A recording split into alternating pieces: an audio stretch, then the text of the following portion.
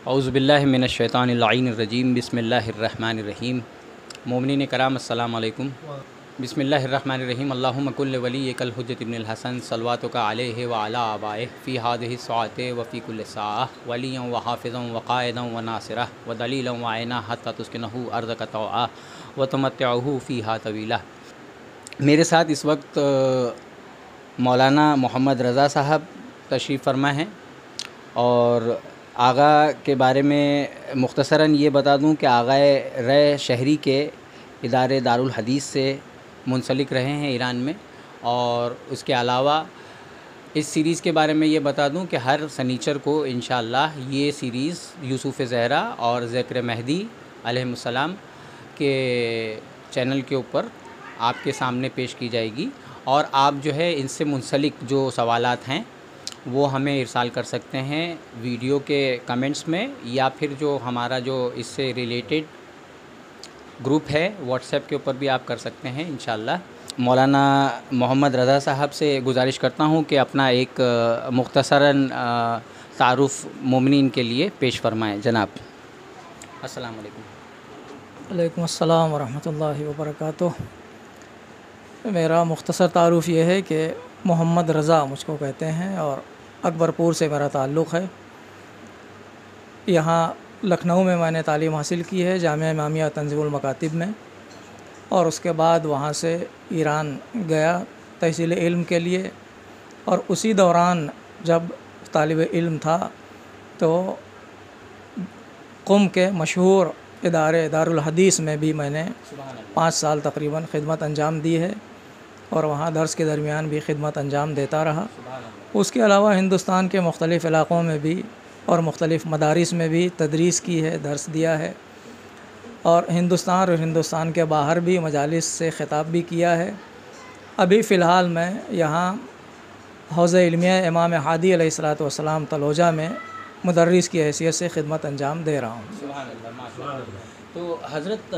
आप इस सिलसिलावार जो हम लोग प्रोग्राम पेश करेंगे एपिसोड्स में, क्या आपका एक कुछ इजमाली खाका वगैरह हमको पेश करेंगे कि क्या क्या मज़ामीन आप लेना चाहते हैं या दुरूस हम लोगों को पेश करना चाहते हैं जिससे हमारे इल्म में इजाफ़ा हो? सबसे पहली चीज़ ये है कि कोई भी अहले बैत अलैहिमुस्सलातु वस्सलाम का चाहने वाला हो और मासूमीन का शिया हो, उसके लिए जो सबसे अहम चीज़ है वो अहले बैत अलैहिमुस्सलातु वस्सलाम की तालीमात से आगाही है कि अहले बैत अलैहिमुस्सलातु वस्सलाम ने क्या तालीमात दी हैं। क्योंकि जब तक आदमी अहले बैत की तालीमात से आशना नहीं होगा और उसे मालूम नहीं होगा कि जिन शख्सियात को हम फ़ॉलो करते हैं और जिनके हम इमामत के कायल हैं और जिनके शिया कहलाते हैं, उन्होंने क्या कहा है, उनकी सीरत क्या है, और ये अक़वाल मासूमीन अलैहिमुस्सलातु वस्सलाम के चाहे नहजुल बलागा की शक्ल में हों, जो अमीरुल मोमिनीन अलैहिस्सलातु वस्सलाम के कलमात का मजमुआ है, आपके ख़ुतबों का मजमुआ है, आपके ख़ुतूत का मजमुआ है, या दूसरे मासूमीन अलैहिमुस्सलातु वस्सलाम के कलमात हों जो मुख्तलिफ़ अहादीस की किताबों में आए हैं। चूँकि हमारी बहस अभी फ़िलहाल नहजुल बलागा के हवाले से है, लिहाजा ख़ुद अमीरुल मोमिनीन अलैहिस्सलातु वस्सलाम की ज़िंदगी किन हालात से गुज़री है और कौन कौन से मुश्किलात आपकी ज़िंदगी में पेश आए हैं, किस नशेब व फ़राज से आपकी ज़िंदगी गुज़री है, वो सारे हालात काफ़ी हद तक नहजुल बलागा में आपको मिलेंगे और उसकी अक्कासी अमीरुल मोमिनीन अलैहिस्सलातु वस्सलाम के कलमात में नज़र आएगी। लिहाजा इंशाअल्लाह हमारी कोशिश ये होगी कि हम अमीरुल मोमिनीन अलैहिस्सलातु वस्सलाम के कलमात से आशना हों, ताकि कल मौला के सामने हम सुरखरू हो सकें और मौला के सामने हाज़िर होने में हमें झिझक महसूस ना हो कि हमने इतनी ज़िंदगी गुजारी और आपको मौला कबूल करते रहे, आपकी इमामत के कायल रहे, आपको इमाम बिला फ़स्ल और ख़लीफ़ा बिला फ़स्ल सारी ज़िंदगी समझा और इसका अक़ीदा रखा। तो हमें उनके कलमात से भी आशना होना चाहिए कि आपने क्या फ़रमाया है और क्या कहा है। लिहाजा उसी के हवाले से हमने इस दर्स के का आगाज़ किया है और इंशाअल्लाह ये सिलसिला जारी और सारी रहेगा। लिहाजा पहले हम कुछ बातें नहजुल बलागा के हवाले से और उसके बाद बाकायदा दुरूस का सिलसिला इंशाअल्लाह शुरू होगा। तो आइए नाजरीन, हम जो है आगा मोहम्मद रज़ा साहब से इल्म हासिल करने की कोशिश करते हैं और फ़रामीन हज़रत मौला कायनात मौला अली इब्न अबी तालिब अलैहिस्सलाम अल्लाहुम्मा सल्लि अला मुहम्मदिन व आले मुहम्मद के तालीमात से अपने अज़हान को रोशन कर लें और आगा के वजूद से फैज़ हासिल करें ताकि हम इमाम के सामने सुरखरू हों। बर मोहम्मद व आले मुहम्मद सल्लल्लाहु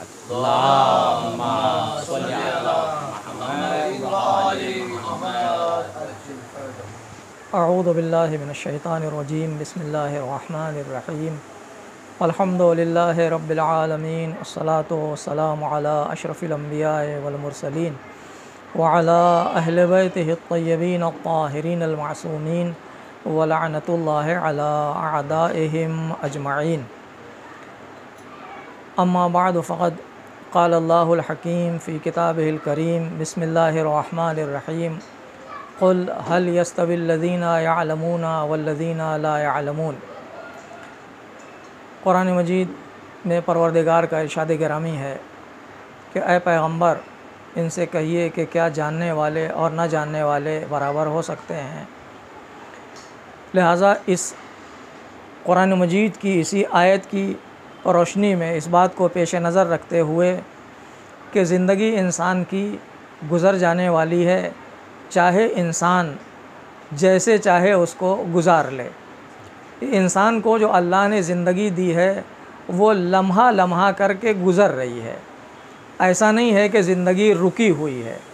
चाहे हम चाहें और चाहे न चाहें ज़िंदगी गुज़र रही है। एक उस्ताद मोहसिन कराती के बकौल एक बर्फ़ की सिल्ली लेके जो सड़क के किनारे आदमी बैठा हुआ है, चाहे उसका माल बिके और चाहे न बिके, उसकी बर्फ़ पिघल रही है और वो ज़ाया हो रही है, यानी उसका ख़ात्मा हो रहा है और वो अपने ख़ात्मे की मंजिल की तरफ आगे बढ़ रही है। हमारी ज़िंदगी का भी यही हाल है कि जिस दिन से हमने इस दुनिया में कदम रखा, एक एक सांस हमारी ज़िंदगी को आगे बढ़ रही है बज़ाहिर, लेकिन ये कम हो रही है। तो कितना अच्छा हो कि इंसान जब अपनी ज़िंदगी गुजार रहा हो तो ऐसे काम में गुजारे जो अल्लाह की रज़ा का सबब हो, मासूमीन की खुशनुदी का सबब हो, मासूमीन की क़ुर्बत का सबब हो। और ज़ाहिर है कि उसमें हुसूल इल्म से बेहतर, क्योंकि इस्लाम ने हुसूल इल्म के लिए कोई उम्र कोई क़ैद नहीं रखी है, बल्कि पैगंबर की हदीस मुबारक मौजूद है कि उतलबुल इल्मा मिनल महद इलल लहद, गहवारे से लेके कब्र की मंजिल तक इल्म हासिल करते रहो। इसका मतलब ये है कि इल्म के लिए कोई उम्र मुअय्यन नहीं है। लिहाजा जो आदमी जब भी जिसको मौका मिले और जितना भी मौका मिले, ये ज़रूरी नहीं है कि हम किसी किताब को पूरा नहीं पढ़ सकते हैं तो उसको शुरू ही ना करें। अगर हम किसी किताब को आखिरी क्लास तक नहीं पहुंचा सकते तो पहले क्लास में भी कदम ना रखें, बल्कि अपनी तौफीक भर और अपनी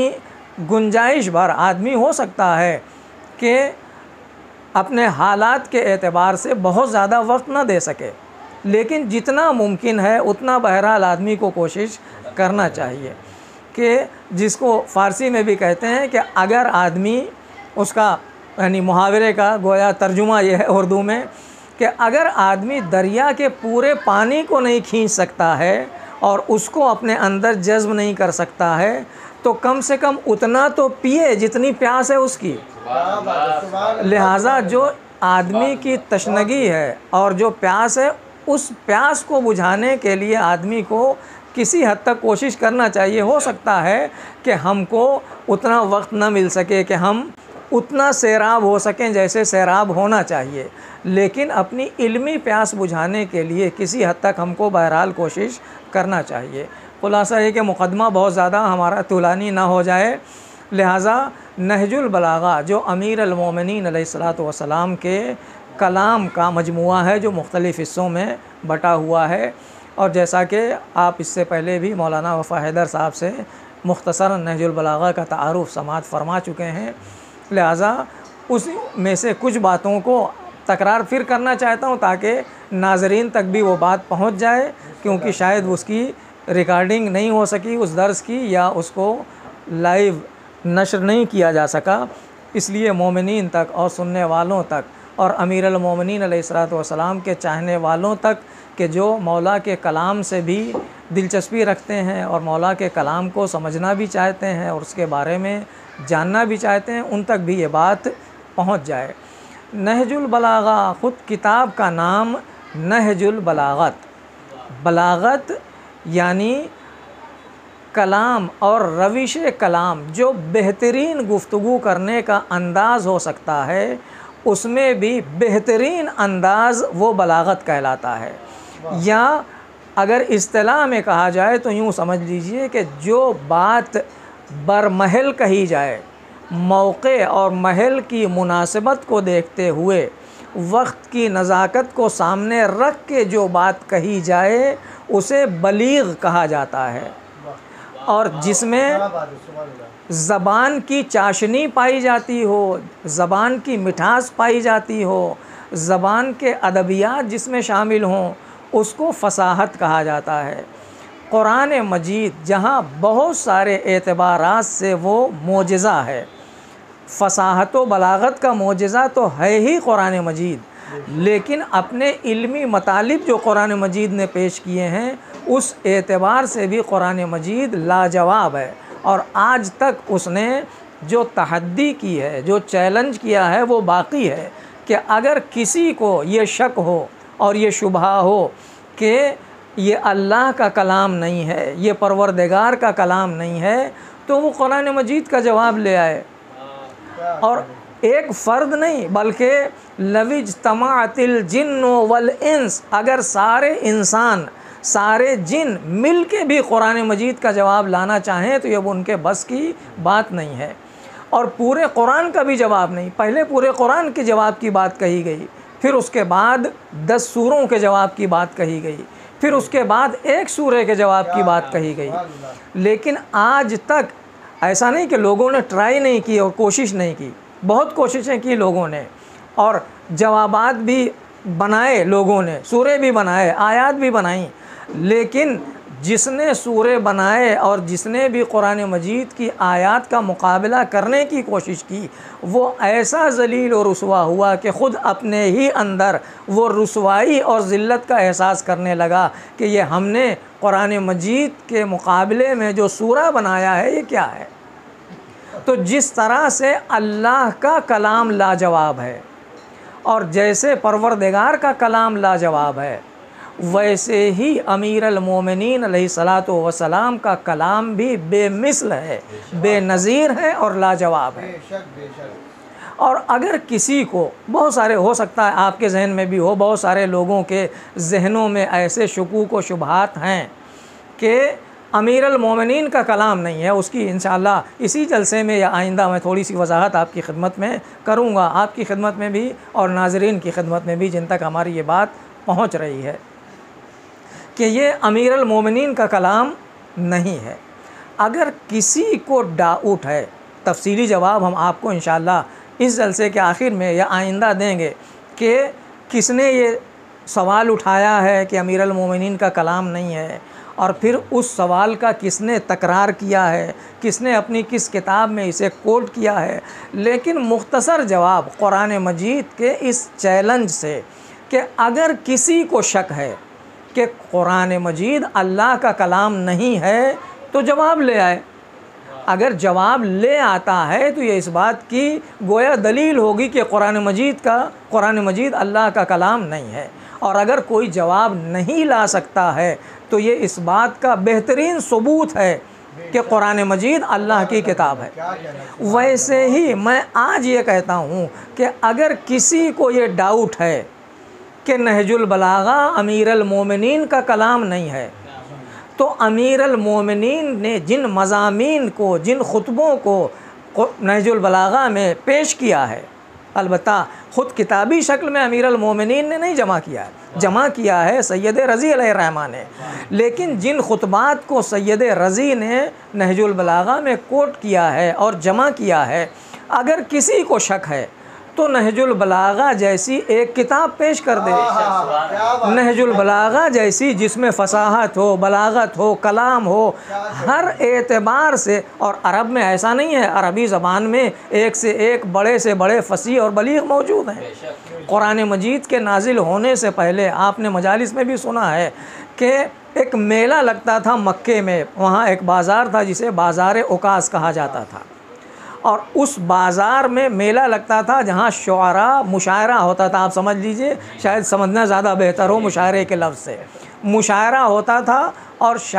जो शुआरा होते थे वो अपने बेहतरीन कलाम लेके आते थे और वहाँ पेश करते थे, और उसके बाद वहाँ जो माहिरीन फ़न होते थे वो ये सेलेक्ट करते थे और ऐलान करते थे कि इस साल किसका कलाम सबसे बेहतर था। उसमें बहुत सारे क़सीदे मुंतखब किए गए थे जो कुरान मजीद, जो खाने काबा की दीवार के ऊपर लिख के लटकाए जाते थे, उनको मुअल्लक़ात सबआ कहा जाता है। यानी वो 7 अरब के मुंतखब क़सीदे और अशआर के मजमूए जो उन उकास के बाज़ार में जो मुशायरा होता था उसमें जो सबसे बेहतरीन करार दिए जा चुके थे उस वक्त के, वो 7 क़साइद या 7 अशआर के मजमूए वहाँ लिखे हुए थे। लेकिन जब उन्हीं के मुकाबले में पैगंबर ने सूरह कौसर को लिख के लटका दिया कि, और सूरह कौसर कोई बहुत तूलानी सूरा नहीं है, 3 से 4 आयत का सूरा है, बिस्मिल्लाह को लेके 3 से 4 आयत का सूरा। जब उस सूरे को इन लोगों ने देखा कि वहाँ उस मुअल्लक़ात सबआ के पहलू में ये कलाम भी है जिसमें 3 जुमले सिर्फ़ पाए जाते हैं, तो लिखा लिखने वाले ने उसके नीचे कि माँ हाज़ा कलामुल बशर, ये इंसान का कलाम हो ही नहीं सकता है। तो वैसे ही हम भी कहते हैं कि अगर किसी को डाउट है नहजुल बलागा के बारे में कि ये अमीरुल मोमिनीन का कलाम नहीं है, तो उस जैसा पूरी किताब न सही 2-4 खुतबे वैसे ला के पेश करे कि जो अमीरुल मोमिनीन के खुतबों जैसी फसाहत, खुतबों जैसी बलागत और वैसे अरबी नुकात को अपने अंदर रखता हो, तो मेरा ये दावा है कि ऐसा कोई नहीं कर सकता है। इसलिए कि ये किसी मामूली इंसान का कलाम नहीं है, ये उस मासूम का कलाम है जिसे परवरदिगार ने अपने उलूम का मज़हर करार दिया है। जिस तरह से कुरान मजीद उलूम परवरदिगार का मज़हर है और उसका जवाब मुमकिन नहीं है, वैसे ही अमीरुल मोमिनीन की ज़ात भी उलूम परवरदिगार का मज़हर है और उनके कलमात का जवाब मुमकिन नहीं है मगर ये कि कोई मासूम उसका जवाब पेश करे या खुदाई नुमाइंदा उसका जवाब पेश करे। बाकी तफसीली जवाब इंशाअल्लाह जो उलमा ने दिया है वो मैं आपकी खिदमत में आइंदा अर्ज़ करूँगा। सवाल था जी बिस्मिल्लाह। इब्ने अबिल हदीद ने जिसने शरह नहजुल बलागा लिखी, उसमें कुछ खुतबात के बारे में उसने कहा है कि ये खुतबा जो है मौला का है नहीं, तो उसके बारे में भी कुछ पॉइंट आप बयान कर दीजिए। देखिए, नहजुल बलागा के शारहीन में बहुत सारी शरह नहजुल बलागा की लिखी गई हैं, 300 से ज़्यादा शरह नहजुल बलागा की लिखी गई हैं, जो कुछ तुलानी शरह हैं तमाम खुतबात की, तमाम मकतूबात की और तमाम कलमात की, और कुछ मुख्तसर शरह हैं। लेकिन इन शरहों के लिखने वालों में जो ज़्यादा मशहूर शरह है अहले सुन्नत के दरमियान भी और शियों के दरमियान भी और शुरू हैं, लेकिन ये शरह सबसे पहले जहन में लोगों के आती है ज़्यादा, जो इब्ने अबिल हदीद मुअतज़िली ने लिखी है, जो तकरीबन 20 वॉल्यूम में पाई जाती है। उसमें उसने बाज़ जगहों पर ये लिखा है कि ये खुतबा या ये जुमला उस फसाहत व बलागत का हामिल नहीं है दूसरे खुतबात जिन फसाहत व बलागत के हामिल हैं। तो सैयद रज़ी अलैहिर्रहमा जिन्होंने नहजुल बलागा को जमा किया है, उनका मुक़द्दमा जब आप पढ़ेंगे कि आपके अंदर ये शौक़ क्यों पैदा हुआ कि अमीरुल मोमिनीन के कलाम को जमा किया जाए। अवाइल जवानी में सैयद रज़ी अलैहिर्रहमा जो सैयद मुर्तज़ा अलैहिर्रहमा के भाई हैं, उन्होंने इस किताब को जमा करना शुरू नहीं किया, बल्कि वो एक किताब लिख रहे थे जिसका नाम था खसाइसुल आइम्मा, यानी आइम्मा अलैहिमुस्सलातु वस्सलाम के खुसूसियात और उनकी जो अपनी ज़ाती खुसूसियात थी हर मासूम की, उस किताब में उन्होंने बयान किया है खसाइस आइम्मा के नाम से। वो किताब छपी भी हुए मिलती है बाज़ार में। उस किताब को लिखते हुए जब वो अमीरुल मोमिनीन के खसाइस को बयान कर चुके तो आखिर में उन्होंने अमीरुल मोमिनीन के कुछ कलिमात भी उसमें कोट करना चाहे कि अमीरुल मोमिनीन की एक खुसूसियत ये भी थी कि आपकी ज़ात जैसे बेमिसल थी वैसे ही आपका कलाम भी बेमिसल था, आपका कलाम भी लाजवाब था, आपका कलाम भी बेनज़ीर था। लिहाजा उन्होंने अमीरुल मोमिनीन के कुछ कलिमात को वहाँ कोट किया और फिर जब वो उन चीज़ों को कोट करने के लिए किताबों की तरफ उन्होंने रुजू किया तो उन्होंने देखा कि अमीरुल मोमिनीन के कलिमात में इतने ज़्यादा फसीह व बलीग़ कलिमात मौजूद हैं कि अगर जमा किया जाए तो एक मुफस्सल किताब हो सकती है। लिहाजा वहीं से उनको ये शौक़ पैदा हुआ और बाद में उनके कुछ दोस्तों ने जो अमीरुल मोमिनीन के नाम से वो खसाइस आइम्मा के नाम से जो किताब लिखी थी, अमीरुल मोमिनीन का जब चैप्टर उन्होंने पढ़ा तो उन्होंने इनके ऊपर भी फोर्स किया कि आप एक किताब ऐसी जमा कर दीजिए जिसमें अमीरुल मोमिनीन के कलिमात मौजूद हों। तो इनको मज़ीद शौक़ पैदा हुआ, लिहाजा इन्होंने अमीरुल मोमिनीन के तमाम कलिमात को जमा नहीं किया बल्कि अमीरुल मोमिनीन के उन कलिमात को जमा किया जो सैयद रज़ी अलैहिर्रहमा की नज़र में फ़साहत व बलागत का आला तरीन नमूना थे। लिहाजा जो इब्ने अबिल हदीद ने लिखा है कि ये जुमला या ये कलमा या ये ख़त उस एतबार का नहीं है जिस एतबार के दूसरे कलिमात हैं, तो उसने इसमें कोई शक व शुबा ज़ाहिर नहीं किया है इब्ने अबिल हदीद ने कि ये अमीरुल मोमिनीन का कलाम नहीं है। उसकी फ़साहत की क्वालिटी में उसने ये कहा है कि इससे जो पहले के कलाम हैं उनमें जो क्वालिटी फ़साहत व बलागत की पाई जाती है इसमें वो चीज़ नहीं पाई जाती है। उसने कहीं ये इनकार नहीं किया कि ये खुतबा, ये जुमला, ये कलमा अमीरुल मोमिनीन का नहीं है। तो हज़रत ये जो किताब लिखी गई, हज़रत जो सैयद रज़ी ने जो किताब लिखी, ये कौन से दौर में, कौन सी हिजरी में उन्होंने ये काम किया? सैयद रज़ी अलैहिर्रहमा ख़ुद चौथी सदी और के उलमाए शिया में शुमार होते हैं जो शेख मुफीद अलैहिर्रहमा के शागिर्दों में आते हैं। दोनों भाई सैयद रज़ी भी और शेख मुफीद अलैहिर्रहमा। शेख मुफीद अलैहिर्रहमा वो हैं कि जिनके पास इमाम ने बराह रास्त खतूत लिखे हैं, जिनको इमाम असर अलैहिस्सलातु वस्सलाम की तौक़ीआत जनाब मुफीद अलैहिर्रहमा के नाम से सादिर हुई हैं। वो एक अलग चैप्टर है पूरा, और लिहाजा वो ज़माना ग़ैबत सुग़रा का ज़माना है जनाब मुफीद अलैहिर्रहमा का। लेकिन सैयद रज़ी अलैहिर्रहमा का ज़माना ये वो ज़माना है जो ग़ैबत सुग़रा और ग़ैबत कुबरा दोनों को मिला के ज़माना, क्योंकि ग़ैबत सुग़रा का जो ज़माना है वो सन 329 से 329 कह रहा हूँ 329 से शुरू होता है। क्योंकि इमाम असर अलैहिस्सलातु वस्सलाम की जो विलादत है वो 255 हिजरी में नहीं 60 हिजरी में 260 हिजरी में, और 265 में इमाम हसन अस्करी अलैहिस्सलातु वस्सलाम की शहादत है। 265 के बाद से लेके जो ज़माना है 329 हिजरी तक का वो ज़माना ग़ैबत सुग़रा कहलाता है, जो तकरीबन 70 साल का पीरियड है। 40 साल उधर और 30 साल इधर, ये 70 साल 72 साल का ज़माना ग़ैबत सुग़रा का ज़माना कहलाता है। इसके बाद का ज़माना, और यही दौर जनाब शेख मुफीद अलैहिर्रहमा का भी है, इसी दौरान में सैयद रज़ी अलैहिर्रहमा की विलादत होती है जो तकरीबन 359 हिजरी में है। 359 हिजरी में सैयद रज़ी अलैहिर्रहमा की विलादत की तारीख़ जो उलमा ने नक़ल की है वो है। और 406 हिजरी में सैयद रज़ी अलैहिर्रहमा की वफ़ात की तारीख़ है। जब सैयद रज़ी की विलादत होती है तो सैयद रज़ी का अलबत्ता थोड़ा सा तज़किरा हो जाए तो ज़्यादा मुनासिब होगा कि सैयद रज़ी अलैहिर्रहमा की जब विलादत हुई तो इनका नाम इनके वालिद ने मोहम्मद रखा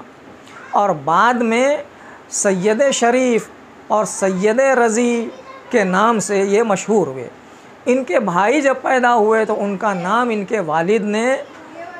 अली रखा और मुर्तज़ा का लक़ब उनको दिया गया, इसीलिए उनको सैयद मुर्तज़ा कहा जाता है, इनको सैयद रज़ी कहा जाता है या सैयद शरीफ कहा जाता है। ये दोनों इमाम मूसी काज़िम अलैहिस्सलातु वस्सलाम की नस्ल से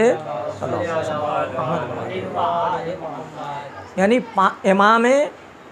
काज़िम अलैहिस्सलातु वस्सलाम और सैयद रज़ी अलैहिर्रहमा के बीच में 5 नस्लों का फ़ासला है। 5 नस्लों से इनका सिलसिला नसब 7वें इमाम से जाके मिल जाता है। इनकी वालिदा भी सादात में से हैं सैयद रज़ी अलैहिर्रहमा की, और जिनका नाम तारीख़ ने फ़ातिमा लिखा है। उनका सिलसिला नसब भी इमाम ज़ैनुल आबिदीन अलैहिस्सलातु वस्सलाम से मिलता है, जो इमाम ज़ैनुल आबिदीन अलैहिस्सलातु वस्सलाम की नस्ल में 7 नस्लों के बाद 7वीं नस्ल इनकी वालिदा की है। तो ऐसे पाकीज़ा घराने और ऐसे मुक़द्दस घराने से सैयद रज़ी अलैहिर्रहमा का ताल्लुक़ है। जब ये इस लायक हुए कि अब इनको किसी उस्ताद के सामने ले जाना चाहिए, शेख मुफीद बगदाद में एक महल्ला है जिसको करख कहते हैं, करख काफ रे और खे, वहाँ एक मस्जिद थी। उस मस्जिद में शेख मुफीद अलैहिर्रहमा इमामत भी करते थे, दर्स भी वहीं देते थे और वहीं रहते भी थे करख में। एक दिन रात में शेख मुफीद ने ख्वाब में देखा कि जनाब फ़ातिमा ज़हरा सलामुल्लाह अलैहा आई हैं, तशरीफ़ लाई हैं और उन्होंने 2 बच्चों का हाथ पकड़ा हुआ है, इमाम हसन और इमाम हुसैन का, और आके मस्जिद में जब ये बैठे हुए हैं तो दाखिल हुई और आके सलाम किया और सलाम करने के बाद ये कहा कि ऐ शेख, मेरे इन दोनों बच्चों को आप तालीम दीजिए, आप फ़िक़्ह सिखाइए। ये ख्वाब देखना का एक मरतबा ये घबरा गए कि आखिर मुझसे कोई गलती तो नहीं हो गई, मैंने कहीं कुछ इज्तिमा तो नहीं किया, कहीं कोई मुश्किल चीज़ तो नहीं मैंने लोगों के सामने गलत चीज़ तो नहीं बयान कर दी कि जिसकी इस्लाह के लिए मेरे लिए ये ख्वाब दिखाया गया हो, वरना मासूम को कौन पढ़ा सकता है, और वो भी गैर मासूम के तसव्वुर भी नहीं हो सकता। लिहाजा परेशान थे। इसी परेशानी के आलम में जब आए नमाज ज़ोहर के लिए तो मस्जिद में आके बैठ जाते थे कुछ देर पहले।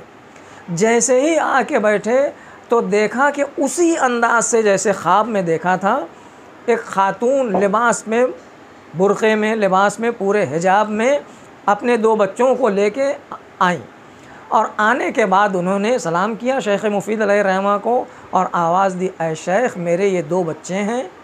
इनके ये नाम हैं, मैं इनको आज से आपके सिपुर्द करती हूँ, आप इनको फ़िक़्ह की तालीम दीजिए। तब सैयद रज़ी ने उन ख़ातून से आने वाली यानी सैयद रज़ी की वालदा से ये अपना ख्वाब बयान किया कि रात ही मैंने ये ख्वाब में देखा है, और सजदे शुक्र अदा किया परवरदिगार का कि ये नेमत हमें गोया मिलने वाली थी और जिसलिए हमें ये ख्वाब दिखाया गया।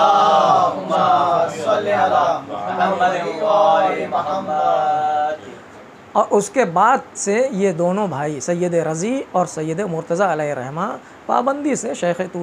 मुफीद अलैहिर्रहमा के दर्स में आते रहे और जितना इनसे मुमकिन था उतना इन्होंने इनको संवारा और इनको सजाया, आरास्ता किया और इल्म के उन आला मदारिज तक पहुंचा दिया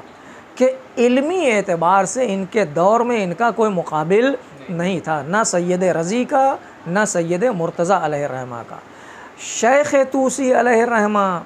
शियों के बहुत नामी फ़ुक़हा में शुमार किए जाते हैं। जिन्होंने कुतुब अरबा,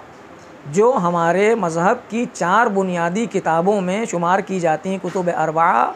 उनमें 2 किताबें शेख़ तूसी अलैहिर्रहमा की हैं। और ये शेख़ तूसी अलैहिर्रहमा शेख़ सैयद मुर्तज़ा अलैहिर्रहमा के शागिर्द हैं, और सैयद मुर्तज़ा ख़ुद शागिर्द हैं शेख़ मुफ़ीद अलैहिर्रहमा के। आज जो हौज़े इल्मिया क़ुम, हौज़े इल्मिया नजफ़ अशरफ मौजूद है, उसकी बुनियाद भी सैयद शेख़ तूसी अलैहिर्रहमा ने रखी है, और वो सिलसिला आज तक कायम व दायम है जो शेख़ तूसी अलैहिर्रहमा ने हौज़े इल्मिया की शक्ल में नजफ़ अशरफ में शुरू किया था। तो ये सैयद रज़ी अलैहिर्रहमा कोई मामूली इंसान नहीं है। लिहाजा इन्होंने जब ख़साइस आइम्मा नाम की किताब लिखी और मासूमीन अलैहिमुस्सलातु वस्सलाम के कलमात, ख़ासकर अमीरुल मोमिनीन के कलमात की तरफ इनकी नज़र गई और ये देखा कि अमीरुल मोमिनीन के कलमात तो ख़ुद इस लायक हैं कि उनको एक मजमूए में जमा किया जा सकता है, और फ़साहत व बलागत का आला नमूना है। उस दौर में फ़साहत व बलागत, क्योंकि ख़ुद सैयद रज़ी अलैहिर्रहमा बेहतरीन शायर भी थे, बेहतरीन अदीब भी थे, और बेहतरीन फ़सीह और बलीग़ इंसान भी थे। बल्कि नहजुल बलागा पढ़ने वाला अगर नहजुल बलागा के शुरू में जो ख़ुतबा सैयद रज़ी ने लिखा है उस ख़ुतबे को पढ़े, और अमीरुल मोमिनीन का जो पहला ख़ुतबा है उस ख़ुतबे को पढ़े, तो उसको ये दोनों ख़ुतबे पढ़ने के बाद कभी कभी ये शक पैदा होगा कि ये दोनों तो एक ही इंसान का कलाम लग रहा है। लेकिन हकीकत ये है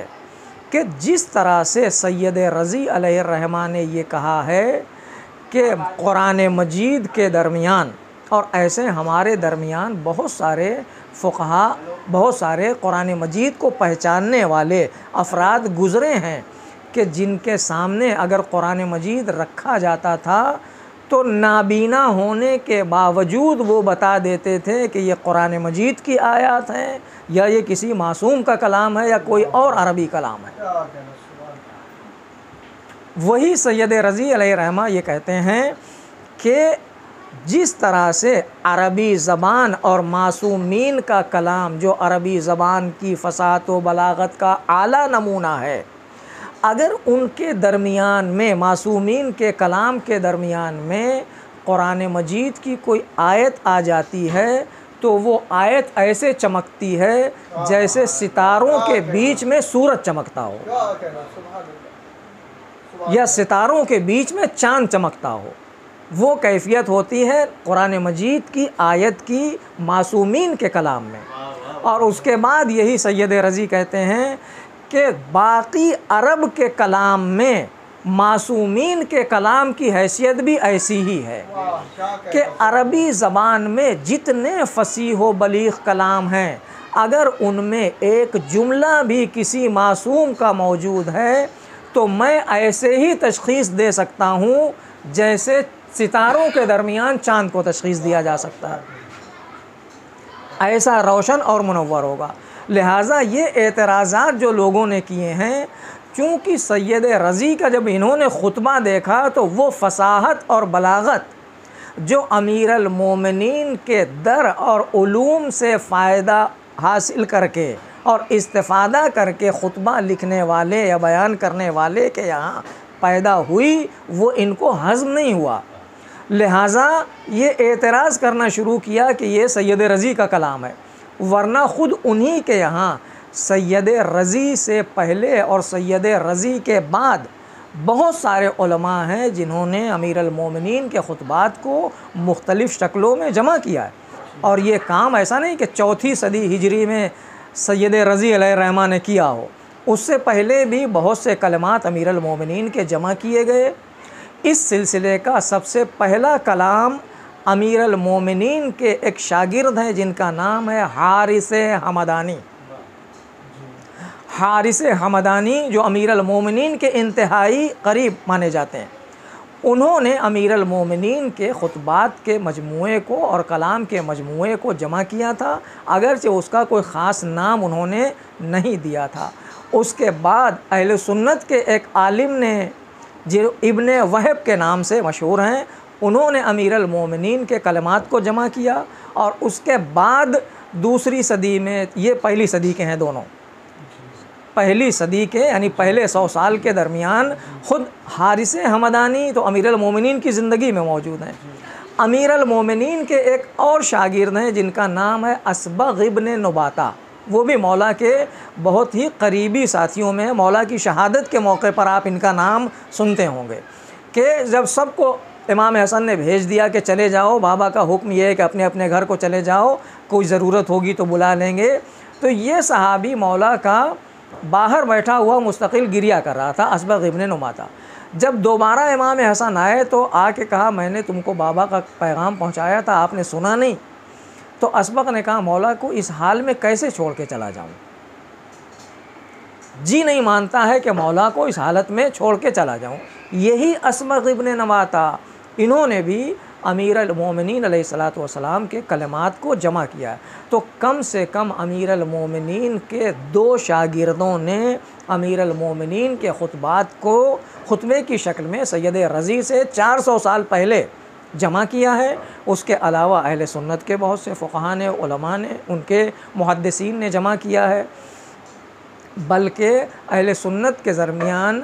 जो भी फ़साहत व बलागत का बेहतर से बेहतर नमूना पेश करना चाहता था, वो मोहताज था अमीरुल मोमिनीन के कलमात का। इनके दरमियान एक बहुत बड़ा अदीब पाया जाता है जिसका नाम है जाहिज़। उसकी किताब है अल बयान व तबयीन, या अत-तबयीन वल बयान उसकी किताब का नाम है। वो ये कहता है, जब उसकी किताब जो फ़साहत व बलागत का नमूना इनके दरमियान मानी जाती है आलम इस्लाम के दरमियान, उससे सवाल किया गया कि ये फ़साहत व बलागत तुम्हारे अंदर कहाँ से पैदा हुई? तो उसने कहा, मैंने अमीरुल मोमिनीन अली इब्न अबी तालिब अलैहिस्सलातु वस्सलाम के 50 खुतबे याद किए थे, ये उन्हीं खुतबों की बरकत की वजह से मेरे कलाम में ये फ़साहत और बलागत पैदा हुई है। लिहाजा इस तरह की चीज़ें आपको बहुत सारी मिलेंगी। एतराज़ करने वाले अगर करते हैं तो उसका सबसे बेहतरीन जवाब जो नक़दी जवाब हो सकता है कि आपको एतराज़ है, ऐसा ही कलाम पेश कर दीजिए आप भी, वरना हल्ली जवाब जो उसका उलमा ने दिया है वो हल्ली जवाब कहलाता है। जो उलमा ने पूरी पूरी किताबें लिखी हैं, रेफरेंस दिए हैं सैयद रज़ी अलैहिर्रहमा के। सबसे दूसरा एतराज़ सैयद रज़ी अलैहिर्रहमा पर यह होता है कि आपकी किताब नहजुल बलागा में जो खुतबे आपने लिखे हैं, किसी की सनद नहीं लिखी है। इल्म हदीस की दुनिया में 2 चीज़ें होती हैं, एक मतन हदीस जो ऐन कलाम मासूम होता है, और दूसरे सनद हदीस यानी जिन रावियों ने वो कलाम नक़ल किया है। और कोई भी कलाम ऑथेंटिक तभी होता है जब वो सनद के साथ हो। सैयद रज़ी ने ये किताब फ़िक़्ह के लिए नहीं लिखी थी, सैयद रज़ी ने ये किताब इल्म कलाम के लिए नहीं लिखी थी कि वो हवाला देते कि किसने लिखा है और किस दौर में नक़ल किया है। सैयद रज़ी ने अमीरुल मोमिनीन की फ़साहत व बलागत के शहपारों को जमा किया था, और उन शहपारों को जमा करने के लिए सिर्फ़ ये बताना मकसद था कि अमीरुल मोमिनीन के कलाम में ऐसी बलागत और ऐसी फ़साहत पाई जाती है जो बेमिसल और बेनज़ीर है। लिहाजा जिस मकसद के लिए वो किताब जमा की गई थी वो तलाश कीजिए आप उसमें। अगर वो नहीं मिलता है तो आप कहिए कि भाई ये चीज़ इससे, जिस चीज़ के लिए लिखी गई है वो चीज़ तो इसमें है ही नहीं, लेकिन उसका कोई इनकार नहीं कर सकता। तो क्या किया, सनद का इनकार किया कि सनद नहीं है। नहजुल बलागा में वाकई अगर आप देखेंगे तो चंद गिनी चुनी जगहों के अलावा सैयद रज़ी ने कहीं नक़ल नहीं किया कि हमने कहाँ से इसको नक़ल किया है, क्योंकि उनका मकसद ये था ही नहीं। असल वो अमीरुल मोमिनीन की फ़साहत व बलागत दुनिया के सामने लाना चाहते थे। उसके बाद के उलमा ने नहजुल बलागा के ऊपर काम किया है। नहजुल बलागा को कहाँ से सैयद रज़ी ने किस खुतबे को किस जगह से कोट किया है, किस अहले सुन्नत की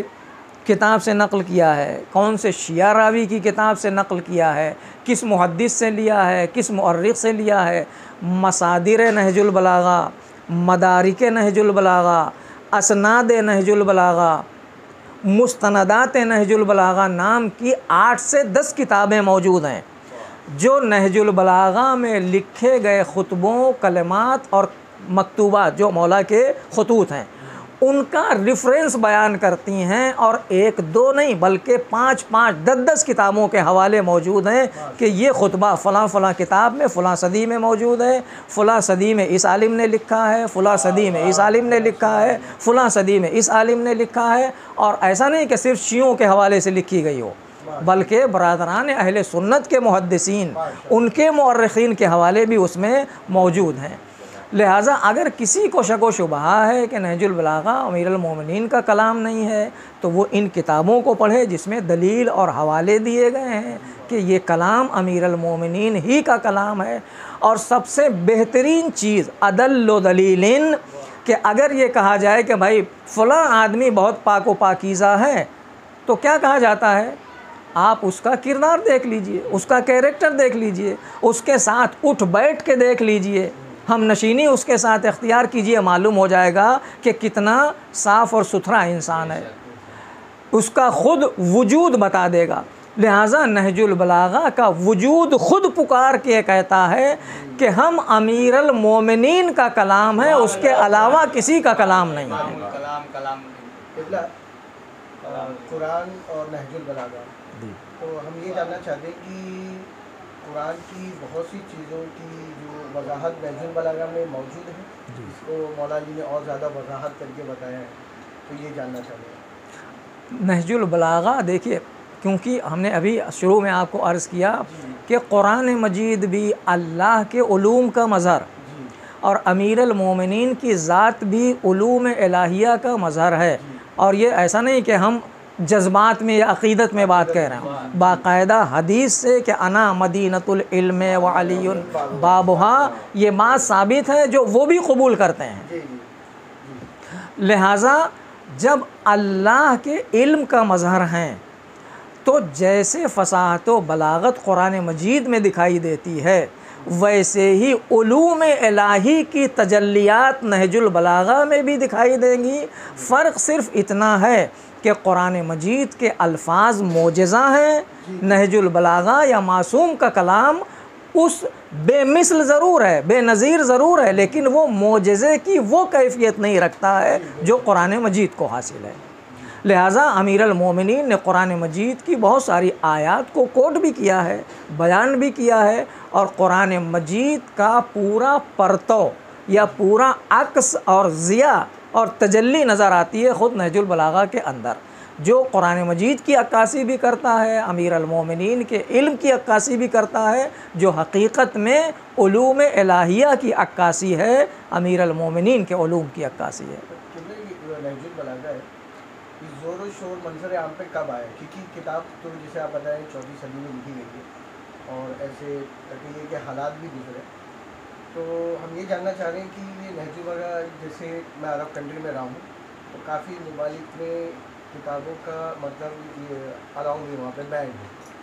कि अगर कोई स्टूडेंट वो लेके भी आ रहा है तो उसके बैग से लगेज से निकाल दिया जाता है। तो हम ये जानना चाहते हैं कि ये मंजर आम पर मतलब कैसे मशहूर और मारूफ हुई, किस सदी में? ये मंजर आम पर आने का मतलब ये कि उलमा के दरमियान तो ये चीज़ थी, जी हाँ, लेकिन उमूमी तौर पर यह मंजर आम पर आज से तकरीबन 500-600 साल पहले आई कि जब उसकी शुरू लिखी गई और उसको बयान किया गया और उलमाए शिया को ये मोहलत मिली कि वो अहले बैत के मारिफ और उलूम लोगों के सामने खुल के बयान कर सकें, तो उस वक्त से इसका ज़्यादा चर्चा हुआ और लोगों के दरमियान ज़्यादा नहजुल बलागा पहचानी गई।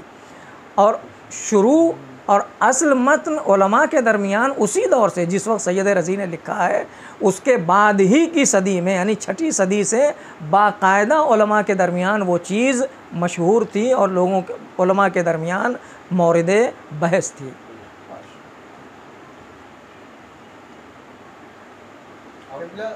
नहजुल बलागा जो नाम है ये अरबी और फ़ारसी से मिला हुआ है या सिर्फ अरबी ही और नहीं, फ़ारसी? नहजुल बलागा ख़ुद अरबी नाम है। नहजुल बलागत यानी बलागत का रास्ता, नहज यानी रास्ता और बलागत यानी बलागत। और उसी नाम को तकरीबन पेश नज़र रखते हुए बाद के उलमा ने और बहुत सारी किताबें जमा की, जैसे पैगंबर के कलमात को जमा किया गया, उसका नाम रखा गया नहजुल फसाहत। अमीरुल मोमिनीन के कलाम का नाम था नहजुल बलागत, उसका नाम रखा गया नहजुल फसाहत। इसी तरह से ख़ुद शहज़ादी के कलमात को जमा किया गया, उसमें भी नहज का लफ्ज़ इस्तेमाल किया गया। या बाद में बाज़ मासूमीन के कलमात को जो जमा किया गया है वहाँ भी नहज का लफ्ज़ इस्तेमाल हुआ है। तो शुरू में ये लफ्ज़ अमीरुल मोमिनीन के कलाम के लिए इस्तेमाल हुआ और बाद में नहज का लफ्ज़ आम हो गया, लेकिन ये नाम बेअने किसी और किताब को या किसी और के कलाम को नहीं दिया गया। ठीक है, जहाँ तक हमने लिखा है नहजुल बलागा का, जैसे काफ़ी अरब ममालिक में ये बैंड है जी, तो वहाँ पर साइंटिस्ट शायद नासा का नाम नहीं सीखा, तो उसने कहा कि ये दुनिया बड़ी अजीब है। उसने मतलब उम्मत का नाम नहीं है कि मुसलमान या गैर मुस्लिम, मुझे बहुत अजीब है कि जहाँ से दर्द लोगों को मिल रहा है और उसी को आपने पाबंदी लगा के रखी हुई है। तो उन्होंने कहा कि ये कौम का जो मतलब आज बर्बादी की तरफ जा रही है जो भी है, तो वो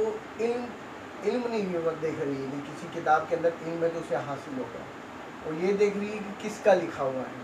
कौन लिखा है, क्या लिखा है। तो अब ये ज़ाहिरी बात है, जैसे आपने बताया 600 साल से इसकी इजाज़त मिली और थोड़ा सा एक आराम फरमा हुआ उलमा के लिए कि ये चीज़ को बयान कर सकें। तो आज की तारीख में हम इस नहजुल बलागा को मतलब कि इसमें ये जानना चाह रहे हैं कि साइंस या पॉलिटिक्स साइंस और बाकी चीज़ें जो आपकी जो ज़ाती ज़िंदगी के ऊपर है, जो आप कैसे घरेलू ज़िंदगी कैसे जीना या बाहरी ज़िंदगी, तो इस सब चीज़ का जो मजमूआ है इसके अंदर मतलब बयान किया गया है मौला अली की तरफ से, और किस हद तक किया है? जी, सारे मौज़ूआत तकरीबन इसमें कवर किए गए हैं, तारीख़ी भी, सियासी भी, समाजी भी, और इंसान के शख्सी हालात को भी, खुद हुकूमती हालात अमीरुल मोमिनीन के, क्योंकि इसमें बहुत सारे ख़ुतूत आपको मिलेंगे जो आपने अपने गवर्नरों को लिखे हैं, तो उनको कैसे हैंडल किया जाए। ख़ुद जो सबसे मशहूर ख़ुतबा गवर्नरों को लिखे जाने वाले ख़ुतबात में है वो मालिक अश्तर को जो ख़ुतबा आपने लिखा है, जो 31 नंबर का ख़ुतबा है, ख़त है जो आपने लिखा है, उसकी मुफस्सल शरहें लिखी गई हैं। ईरान का जो दस्तूर है, कानून, वहाँ का जो बुनियादी कानून है, उसके बुनियादी कानून में, जिसको हम और आप अपना कॉन्स्टिट्यूशन कहते हैं, उसमें भी बहुत सारी चीज़ों को कोट किया गया है नहजुल बलागा के इसी मकतूब से। लिहाजा ऐसा नहीं कि कोई एक ख़ास मौजू हो नहजुल बलागा का, बल्कि मुख्तलिफ़ मौज़ूआत हैं, दुनिया और आखिरत को समेटे हुए है पूरे नहजुल बलागा, अपने दुनिया और आखिरत के दोनों मौज़ूआत गोया उसमें शामिल हैं। जैसे मिसाल के तौर पे इसमें मोर का भी तस्करा है, मोर की परों का भी तस्करा है, उसके परों के अंदर जो रेशे हैं उनका भी तस्करा है, उसके कलर का भी तस्करा है, उसके पैदा यही पूछने का मकसद यही था कि अभी जैसे हमारी आने वाली जो नेक्स्ट सैटरडे रहेगी तो उसका जो मौजू रहेगा कि किस चीज़ पे हम वजाहत करने वाले हैं, तो जो नाज़रीन रहेगी चल उसमें उनकी दिलचस्पी, जैसे मैं साइंस से रिलेटेड हूँ, मैं मेडिकल स्टूडेंट हूँ, तो अब जैसा बताएंगे कि मौला अली ने साइंस के बारे में क्या बताया क्या नहीं, तो मेरी भी दिलचस्पी उस पर बढ़ेगी। तो मतलब कि बोलने का मकसद ये था कि जो हमारी अगली जो क्लास होगी, जो हो जैसा भी रहेगा प्रोग्राम, तो उसकी भी जो वजाहत रहे तो इंशाअल्लाह उसको भी बयान किया जाएगा और मौजू पहले से दे दिया जाएगा। अलबत्ता अभी हमको जो डिसाइड करना है वो अमीरुल मोमिनीन के जो कलमात हैं 3 हिस्सों में, खुतबे, खतूत और छोटे छोटे कलमात क़िसास जिनको कहा जाता है, इनमें से हम किस दुनिया में उतरना चाहते हैं। पूरी दुनिया है, ऐसा नहीं है कि एक हिस्सा वो एक किताब का एक हिस्सा है, बल्कि वो पूरी एक दुनिया है अपने अंदर। अभी जैसे आपने बयान किया कि छोटी से छोटी टॉक्स के ऊपर कई हो सकता है जलसे हमारे हो जाएं, कि उसमें कई दुरूस और कई सेशन हमारा हो जाए। लिहाजा मुख्तलिफ़ परिंदों के बारे में आप देखें, मुख्तलिफ़ जानवरों के बारे में देखें। आज की साइंस ने 1400 साल के बाद ये तय किया है बहुत सारी चीज़ें, हैवानों से मुताल्लिक़ और इंसानों से मुताल्लिक़ एक ख़ास चीज़, मिसाल के तौर पर आज की दुनिया ये कहती है कि इंसान की आँख वो चर्बी है, चर्बी का मजमुआ है। अमीर अल मोमिनीन ने 1400 साल पहले कहा था, जो आज भी नहजुल बलागा में मौजूद है, कि ताज्जुब है उस इंसान पर जो चर्बी से देखता है, गोश्त से बोलता है, हड्डी से सुनता है, उस इंसान के ऊपर ताज्जुब है। लिहाजा आज की 1400 साल के बाद दुनिया जिस चीज़ पे पहुंची है, अमीर अल मोमिनीन ने उसकी तरफ 1400 साल पहले इशारा किया है। लिहाजा ऐसी बहुत सारी चीज़ें आपको मिलेंगी नहजुल बलागा में, जो आज के साइंसी मौज़ूआत के एतबार से भी रिलेटेड हैं, सियासी एतबार से भी रिलेटेड हैं, और समाजियात के एतबार से भी बहुत सारी चीज़ें आपको इंशाअल्लाह मिलेंगी उसमें।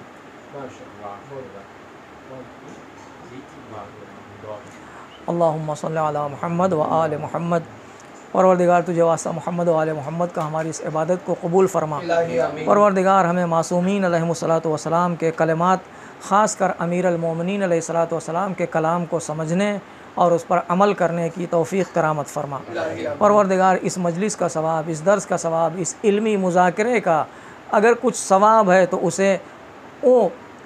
हज़रात जो इस दर्स में मौजूद हैं उनके मरहूमीन को और तमाम मरहूम मोमिनीन व मोमिनात को इसका सवाब पहुँचे और उनकी रूह को इससे फ़ायदा हो और उनकी रूह इससे शाद हो बेहक़ मोहम्मद व आले मोहम्मद अलैहिमुस्सलातु वस्सलाम।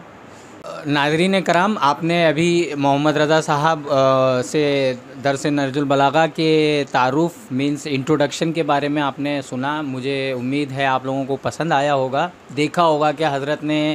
सैयद सिब्त रज़ी, उनके वालिद और उनके उस्ताद और उनके दौर, उनके ज़माने और तमाम चीज़ों के बारे में बयान किया। उनकी रिहाइश कहाँ थी, किस तरह से उनकी तालीम के बारे में एहतमाम हुआ, किसने उनको तालीम दी और उन्होंने ये नहजुल बलागा क्यों जमा की, मौला ने किन किन मज़मून के ऊपर बातें की हैं। तो आगा ने बताया कि साइंस हो, पॉलिटिकल साइंस हो या सोशल साइंस हो या हिस्ट्री हो या फॉर एग्ज़ाम्पल बायोलॉजी हो या उसके अलावा इल्म कलाम। इंशाअल्लाह मुझे उम्मीद है आपको ये सब पसंद आया होगा और हम आपसे दुआ गो हैं कि आप भी मौलाना की सेहत व सलामती और हमारे फैज़ के लिए जो है दायमी रहने के लिए हम आप दुआ फरमाएं। मौला के कलाम के ऊपर इस प्रोग्राम का आज इख्तिताम करना चाहूँगा आप लोगों के दुआओं के साथ कि किसी ने पूछा मौला से कि